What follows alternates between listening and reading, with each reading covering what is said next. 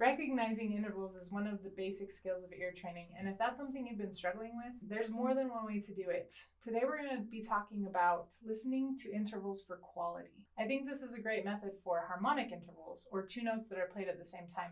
So we're going to do a lot of that in this video. There are three main qualities of interval that we're talking about. There are consonant intervals, dissonant intervals, and perfect intervals. A perfect interval would be a perfect octave, a perfect fifth, or a perfect fourth. Perfect intervals have a certain quality to them. They have an open, hollow sound because of the way the sound waves interact. If I were to take a melody like Twinkle Twinkle Little Star, for example, and I harmonized it all in perfect fifths, it would sound something like this.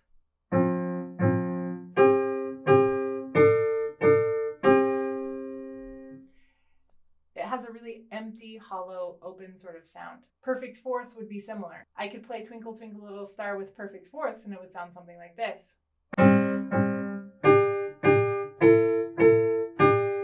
It still has sort of that weird, empty, hollow sort of sound.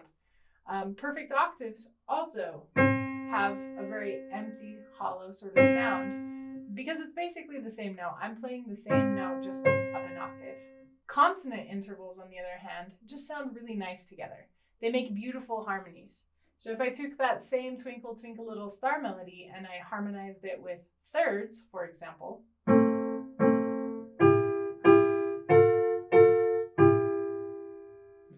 it's going to have a more pleasing sound than maybe the perfect fourths or the perfect fifths. Consonant intervals are thirds and sixths. And again, if I took Twinkle Twinkle Little Star and harmonized it with only sixths, you might get something like this.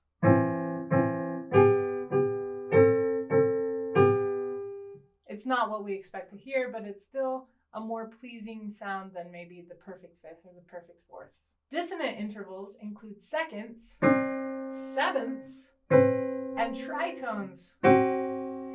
They're very clashy or crunchy. They don't really work very well together, and they usually want to resolve to a consonant interval. So if we get used to how these intervals sound with the quality, then we can start to narrow down or eliminate some of the intervals that are not that quality. For example, if I played you something like this,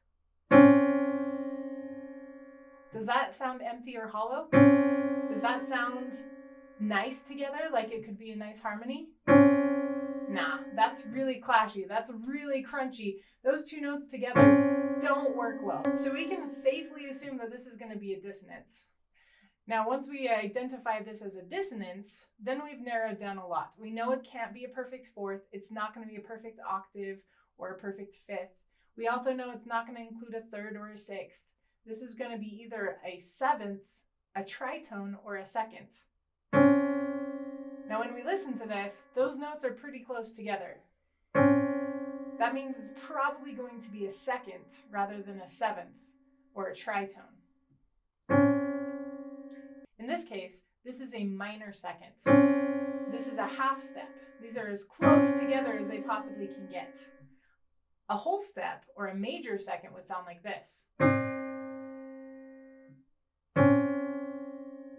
Now, if I play an interval that sounds like this, that doesn't clash so much. That sounds pretty decent together.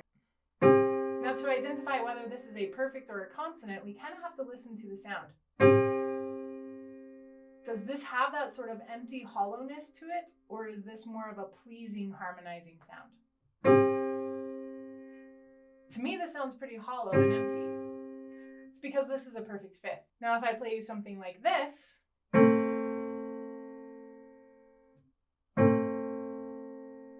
that has a much nicer, more pleasing sound to it. So it's probably going to be a consonant interval.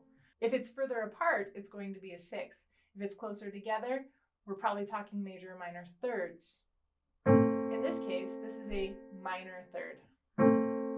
Has a nice pleasing sound. It's a really nice interval to use in harmonies. So now let's practice with a couple. I'm going to play you a couple different intervals in different places on the piano, and I want you to think, is this a perfect interval? Is this a consonant interval? Or is this a dissonant interval? Here's the first one.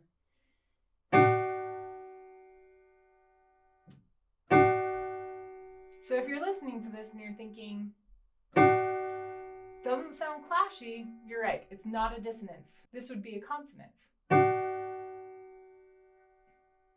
The next step is to think, is this further apart or is this close together?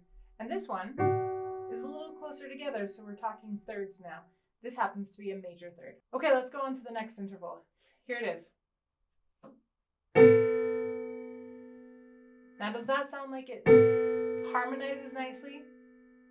Does that have a nice open sound to it? Sounds a little clashy to me. Sounds kind of crunchy.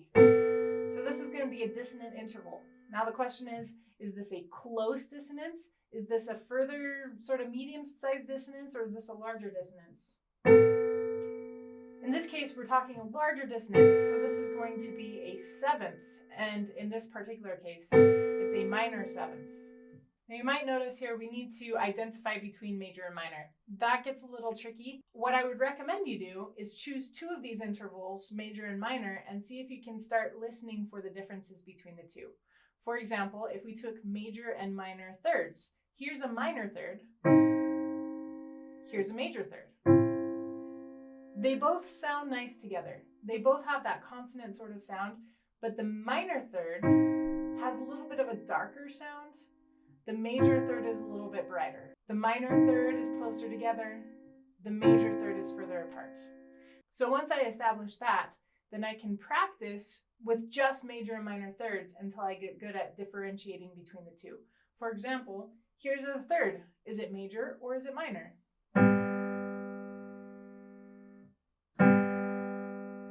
It's a little bit further apart, has more of a brighter sound. This is going to be a major third. Or I could play something like this.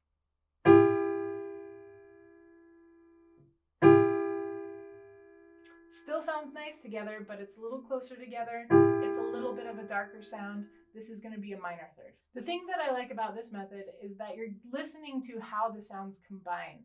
It's kind of like you're mixing paints together, and you discover that red plus blue equals a purple color. Now, if you add more red, it might be a little bit more of a reddish purple. If you add more blue, it's going to be more of a cooler blue color. Listening to intervals for quality is a lot the same way. We're listening for the combinations of sounds, and we come up with something new. And when we can start hearing those, then we're going to start recognizing them in the music that we play and the music that we write. So when we're performing a piece of music, we can identify the interval and think, it's not quite in tune. I'm going to tweak it a little bit so I get the right combination of sounds.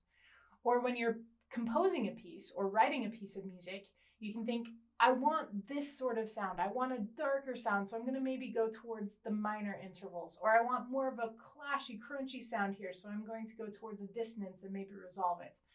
It's a great way to start listening to intervals. So even if you've started to recognize intervals with other methods, I really recommend that you try doing it this way, just to start listening for those qualities and how the sounds interact. Now, if this method isn't clicking for you, but you're just curious on other methods of listening to intervals, I recommend you check out some of my other videos over here and subscribe for more music theory pro tips.